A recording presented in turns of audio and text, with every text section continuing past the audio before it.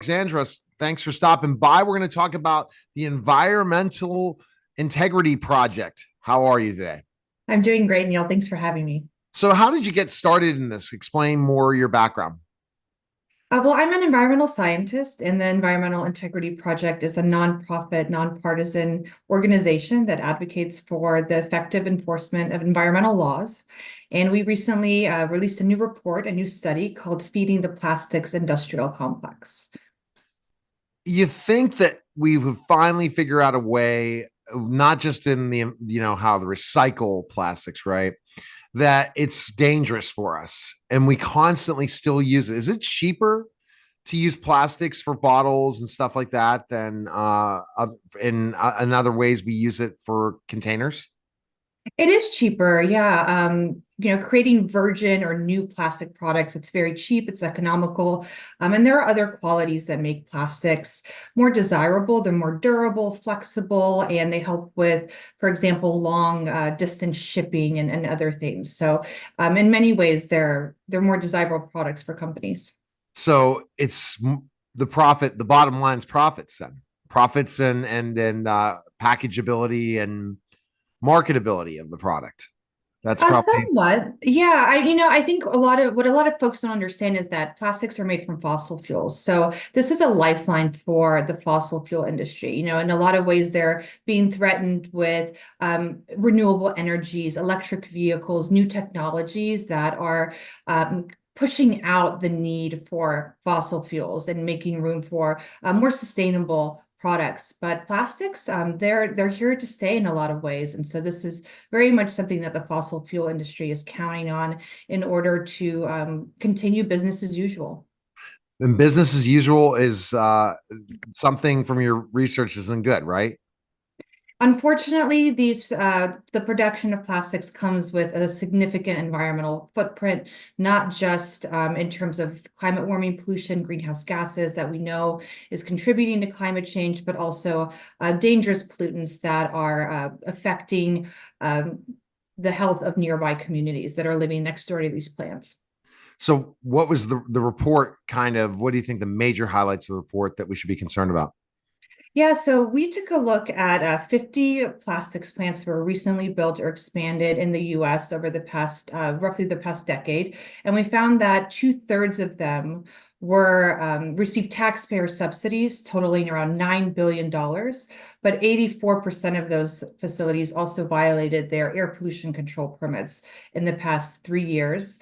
And the majority of them, 94% of them, also reported emissions events. These are things like fires, accidents, malfunctions, breakdowns that also released 34 million pounds of pollution in addition to what they emit normally during routine operations. And how do you kind of enforce this so it doesn't happen? Well, so these facilities are issued under the Clean Air Act. They're issued permits, so they do have enforceable emissions limits in place. Unfortunately, again, what we found is that 94% of these facilities also release pollution during unauthorized and unregulated upsets or emergency air incidents. Again, these are things that the companies will say are unpreventable. They're things like fires, malfunctions or breakdowns that occur when a facility loses power or when it's first commissioning. And this happens regularly. It happens often. And one of the key findings of our report is that this is a part of their routine operations. This happens so frequently. Almost all of the plants that we looked at had at least one event. We actually counted over 1,200 in the past 5 years. So it's a really significant piece of the puzzle. So, what does the government need to do to stop this from happening? Well, our report advocates for a few changes. First of all, we think that these plants should not be getting taxpayer money if they can't comply with environmental Oh, no law. doubt. Yeah, we think that, they shouldn't be rewarded with subsidies if they can't abide by pollution control limits. We also are advocating for other reforms, for example, strict permit limits, and in some cases, outright denials for facilities that manufacture ingredients that are primarily used in single-use plastics. These products are often, they wind up as litter. They clog our waterways. They've been found in breast milk and human blood. So Oh man. we don't think that taxpayer funds should be subsidizing pollution. And finally, we think that we need better monitoring to detect pollution around these plants, and we need to make sure that that information is getting to the communities that need it most.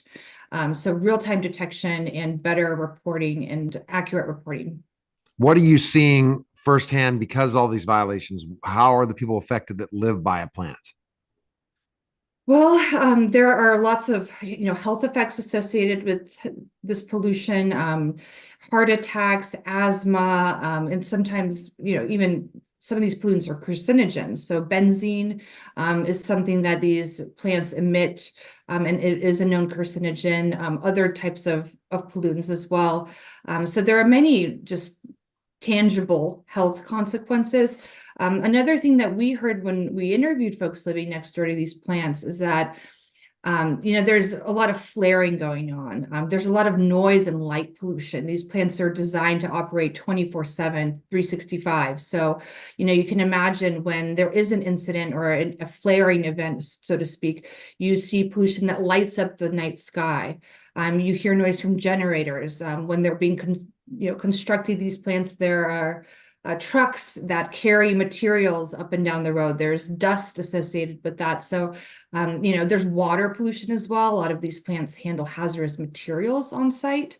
And I think a lot of folks know there was the Ohio train derailment that recently took place, and that was carrying vinyl chloride monomer. A lot of that's something that's used in the manufacturing of plastics. So there are so many other effects outside of just the immediate air emissions. So.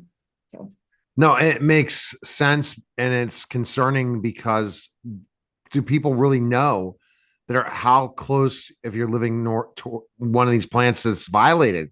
So let's just say, yeah, oh, I have a plant. It helps, create jobs, and I'm going to support it and not know the adverse health effects that I'm going to deal with for a long time because I lived here.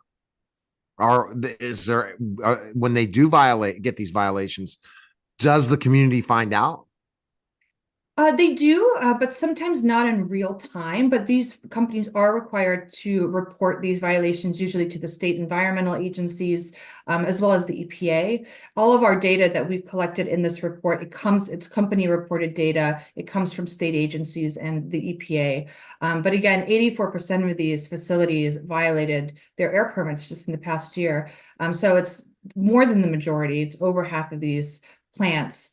And I think one of the reasons that we published this report and one of the reasons that we think this information is important is because communities across the country are now being faced with the tough question of should we allow a plastics plant to be built next door in order to create jobs in our local community. And we think it's important for communities to understand the ramifications of what might come alongside that. It comes with taxpayer handouts and illegal pollution that often puts communities at risk. That's crazy.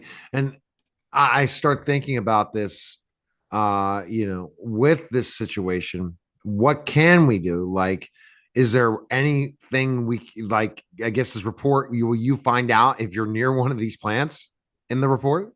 So Will we it? do we do provide the locations of all of these plants. I think it's also important to note that there are a lot of plants being proposed. So our report highlights at least 10 new facilities, as well as 17 expansions at existing facilities that are being proposed in the next 5 years alone. So this has greatly increased the production capacity of plastic resins and other ingredients used to manufacture single-use plastics. And we do provide those locations. We also, we're counting on state agencies and policymakers to step up and to enforce existing environmental laws, impose, again, stricter pollution control limits in these facilities permits, and to impose penalties that are proportionate to the amount of pollution that these companies are emitting. Oftentimes what we see is that it's actually cheaper for a company just to pay a fine than it is to install a pollution. Oh, totally. So the only way you stop it, what happens here? Is there a concern if we do have these? Do you think that I know you're not political. Do you feel that the EPA has not done as great job as they did 4 years ago, or are you seeing it's about the same all as each time you have this report? Unfortunately, this is a very persistent issue. One thing that we highlight is that these plants, they received $9 billion, according to our analysis, in taxpayer subsidies. That's about 278 million per plant. And that means that just one plastics plant is receiving more money from taxpayer subsidies than the entire budgets of two state agencies combined. That's the Louisiana Department of Environmental Protection and the Texas Commission for Environmental Quality. They are in charge of policing the majority of these plastics plants, which is where they're clustered and located. And they're also responsible for policing all other emission sources. So power plants, oil and gas wells, any type of industrial emitter of air pollution. And it's a huge task. So one plastics plant getting more money than two state agencies combined in a given year, that's a really significant difference. So we need to make sure that these agencies, in order for them to function properly, they also need our support, and they do some really important work. Okay. Best place people can get the report, where can they go? Yeah, you can find out more information at environmentalintegrity.org. And again, the report is called Feeding the Plastics Industrial Complex. All right. Thanks, Alexandra. I appreciate it. Thank you, Neil. You're listening and watching The Neil Haley Show.